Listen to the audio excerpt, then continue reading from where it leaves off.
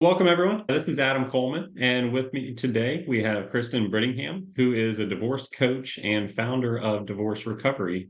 Cristin, thanks for being here. Thank you. Thanks for having me. I'm looking forward to it. Well, before we begin, maybe share with us a little bit about what a divorce coach does and what made you decide to go that route. Divorce coaching is something that a lot of people are not aware that it's available to them during their divorce process. It's something I didn't know. I went through my own divorce a couple years ago, and something I wish I would have known a little bit more about as well. I'm going to read something that the American Bar Association has recognized divorce coaching as. It defines divorce coaching as a flexible, goal-oriented process designed to support, motivate, and guide people going through divorce to help them make the best possible decisions for their future based on their particular interests, needs, and concerns. That's how the American Bar Association recognizes what I do. I am a CDC certified divorce coach, which is one of the only programs in the country that is an accredited program, which requires me to get CE every other year to maintain my credentials with them. Absolutely. I think a big misconception is I think people lump in divorce coaching with therapists. So maybe talk to us a little bit about the difference between what a divorce coach does and then what a couples counselor or a couples therapist does. Right. I think when you're going through divorce, it's a transition that someone never plans for. So a divorce coach is someone that helps with that time, that transition in your life. Therapist is more designed to support you through your trauma, your PTSD, your emotional things that you have past related, your family dynamics, all of that. Therapy is more about past and working through those things and helping you guide. A coach is someone who is a present and helping you find and plan for where you want to go. And it's more about the timing of what you're going through. So there's many coaches out there. There's fitness coaches, there's life coaches, there's business coaches. This is very specific to the divorce process. And in meaning that it could be pre-divorce planning. Someone's like, I don't know what to do. Where do I start? It could be, I'm right in the middle of it, or it could be post, how do I start my life over again? And all of the things in between. So it's really specific about divorce. What are some of the typical things that you get into on the divorce coaching side that are different than the therapist side? I specialize working with women specifically, but I can work with men. I'm a woman who went through a 27-year marriage. And so my background, you could look up a little bit on divorcerecoverycoach.com is my website to find a little bit more about my story. But I was a stay-at-home mom. I was supporting my husband in his business, raising the kids. So when this happened, I was the petitioner, but it's still not something you ever plan for. So when you're helping somebody with the divorce process, even if you're the one planning it, you need to figure out what are some of the things you're going to do financially. Like, how am I going to start over? I was a stay-at-home mom.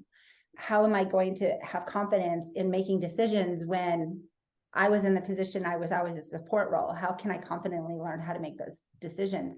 That's what I help my clients do, is realize that they have to be empowered, and they find that within them. And I do that through just loads and loads of questions and reminding them some of the things they have accomplished in their life that we forget when you're just someone's spouse or someone's mom. You forget what you did independently. So that's what we uncover in coaching. What sort of advice would you give for somebody going down that path that might need some divorce coaching help? I think it's important to look at a divorce coach as kind of part of your divorce team, because you might not know the different ways that you can go about getting divorced. And you can go into an attorney and start finding and asking loads of questions, but there's one consultation with an attorney, and sometimes they charge for even those consultations. I give a free consult call. So when you start with a coach, we can talk about what are the different options you have. You have collaborative divorce, you have mediation, you have going through an attorney. So talking with a coach, my fees are way cheaper than an attorney. When you go into your attorney or your mediation or whatever, you go in prepared because we've discussed the questions that you have. We've gone through different obstacles that are in front of you and laid out some choices that you might have. So I think the main thing is just brainstorming with somebody that has been through it, someone that's been trained to help specifically on divorce. And also it's an objective point of view. A lot of times people are like, why do I need a coach? I can just call my mom. I can call my girlfriend. They're not always objective. You might actually get fueled up emotionally versus being able to make a sound decision because we help brainstorm and taking the emotion out of the process. You mentioning having that divorce team and why it can sometimes be helpful to reach out to other professionals before the attorney gets involved, just because obviously certain attorneys are very litigation focused. Obviously, if that's not the route that somebody wants to take, they can speak to you as a divorce coach, get a better feel for what path they want to take, and then you can maybe guide them down. All right, maybe collaborative is a better option, maybe mediation is a better option. So what sort of team members do you tend to focus on and think are vital to that strong divorce team? I think the main thing is realizing that having the coach just being a part of it. And I definitely stay in my lane. I am not a financial person, but if they have a lot of financial questions, then I say, okay, let's write those down. You might want to talk to your financial planner. There's credentials out there for people. So there's a credential out there called Certified Divorce Financial Analyst, CDFA. So I have a few people I know that are those. And if they're not in your local area, it's one of those things that you can work with people over Zoom or different things across state lines if they know them. But a CDFA, I would say, let's write those questions down, speak with your financial planner, or let's talk to another professional. Like yourself, you're a divorce lender, certified divorce lending professional. So another credential. There's also certifications for real estate, because divorce is a very painful, very emotional process. So if you have a professional like yourself or like me or like a real estate or a mediator who this is their training, they can have that empathy with the situation. They can learn to find a way to get their assets divided amicably as much as possible and find the things that work with both the couples in the situation. Perfect. Yeah, I think the specialization is the key. I mean, obviously, you could go to a life coach, like a generalist, to handle everything. You could go to a general financial planner or just a regular mortgage banker. But there's certainly specialties that are required specific to the divorce side of things that a lot of people don't realize. So definitely get some specialists involved, because the costs are no more than if you went through a generalist, but you get that specialized advice as part of the process as well. Yeah, I think knowledge is power for people. And if they can just put all that information down and gather it, especially in the pre-divorce stage, I think it's really important, even before you hire your attorney, you have some ideas of what is going to happen or what your options are, depending on what state you're in and how the division of assets happen. You're going to have a picture of what that might look like before you even start the process. So that's why I talk to people, even in the pre-divorce planning, where they're trying to figure out, how am I going to be able to be okay? Right. And the more you can have all that conversations ahead of time before the attorney gets involved and starts charging you their hourly fees that are certainly the more expensive of everybody involved, then the better it's going to be, the smoother the process would be.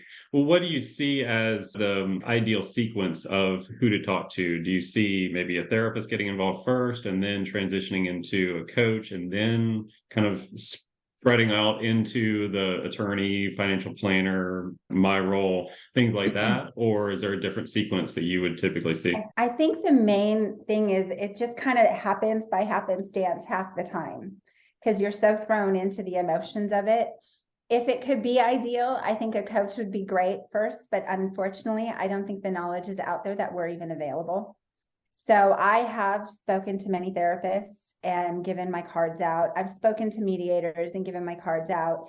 And that's what this is all about, is educating people that we're available, because we refer to all these different places, because we're not the expert in finance. We're not the expert in mortgages. We're not the expert in legal, but the emotional side of it is so huge. And that's where you end up. If you make an emotional decision, you're ending up costing yourself so much money.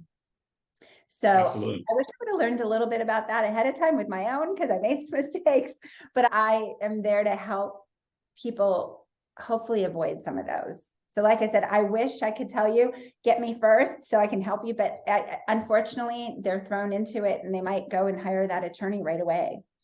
How I got into divorce coaching was my attorney actually told me I was handling my divorce really well.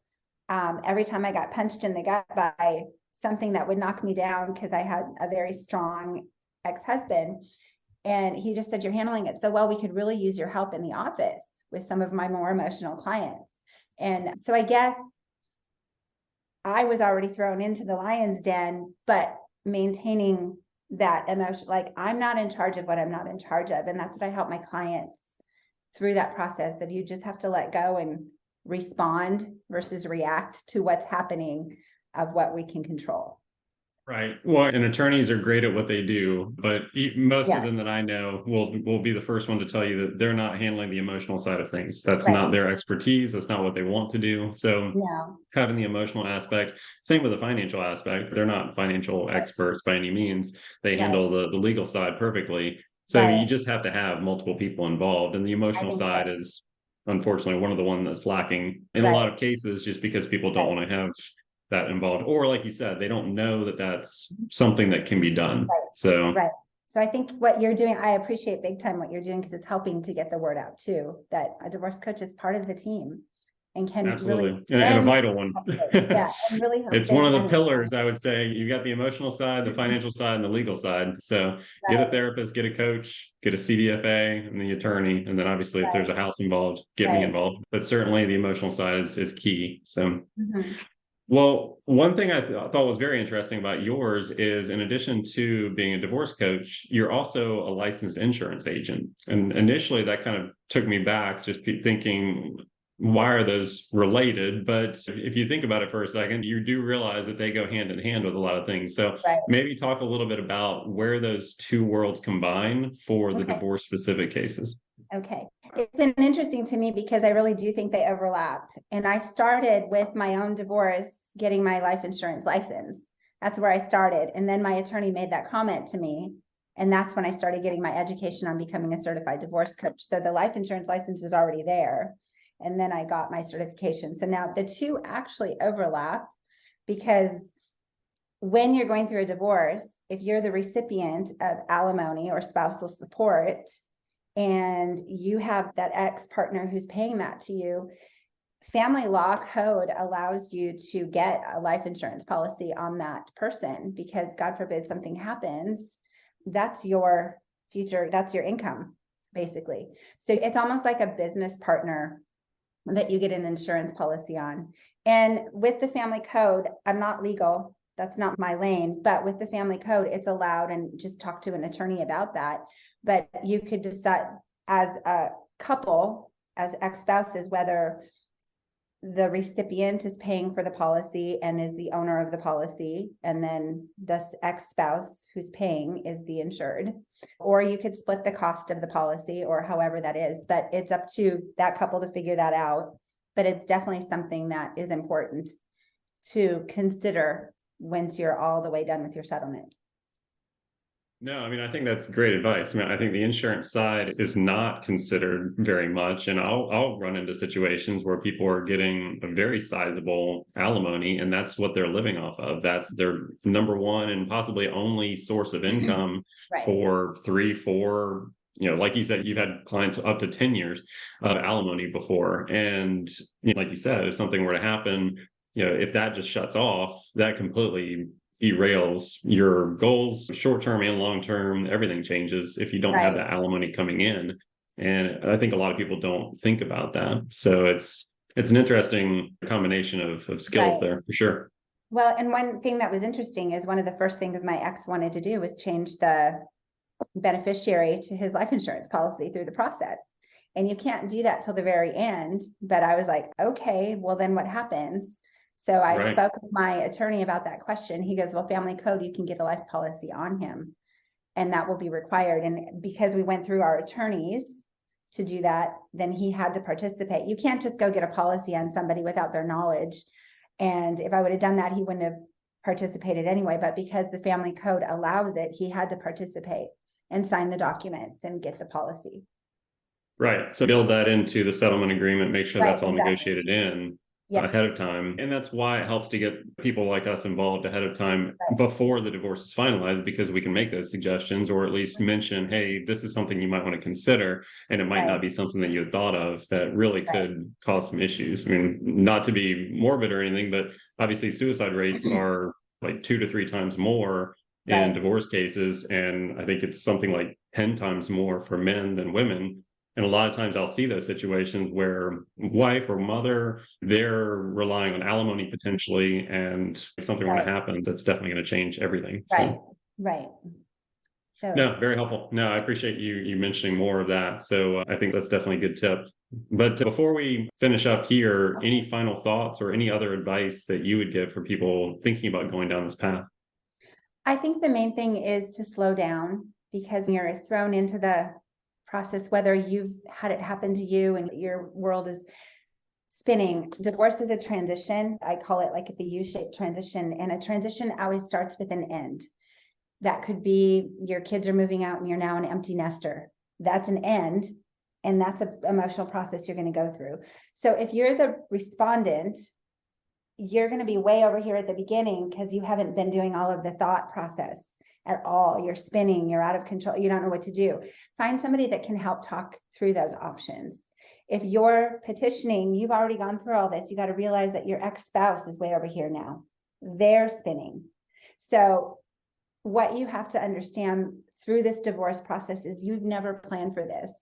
It's something that happens in life, but everyone who has gone through it has gotten to the other side. The end will get there. It's how you show up along the way. And I can help people show up as their best self through this process and hopefully shorten that transition of the emotional part. That's the main piece I want to talk. I mean, I have 4 kids. When this happened to our family, I wanted to show up my best self and show them how to get through difficult times. And that mattered to me. And when I can help other women do that and say, okay, yeah, this is happening to you, but how do you want to be? I think that's the main reason I do what I do, is just empowering families to be their best self through this very emotional, difficult process. You are in California, but to let everybody know that these types of positions, it can work really across the country. It's Yeah, very virtual. yeah, It's very easy to get involved with. It doesn't have to be local. So maybe no. speak to that a little bit as well.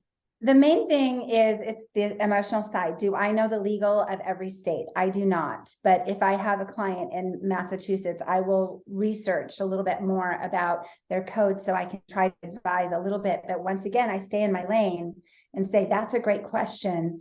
Write that down for your appointment with your mediator. Write that down with your appointment with your attorney. So I really do help in those aspects. So it's not a state focus, even though every state might have their different laws with family law. So I can work on Zoom with people. I do phone calls with people. Most people appreciate just doing a phone call appointment with me because that way they can be walking on the beach or walking their dog or whatever and having that time where they can talk to me without their husband, ex, who might be in the house, knowing that they're on a business call on Zoom. So Right. most of my work is phone calls with people, and it can be anywhere. Locally, I lived on the coast of California. I walk with clients on the beach. And so it's kind of nice. So if you are local, I do that as well. So It's a nice perk, that's for sure. it is a nice So, work, but it's not needed. what's the best way for people to research more about you? You mentioned the website, and I'll include that on the description as well. But if somebody wants to get a hold of you, what's the best way? I think the best way is just going to my website because on there will be the links, and that is divorcerecoverycoach.com.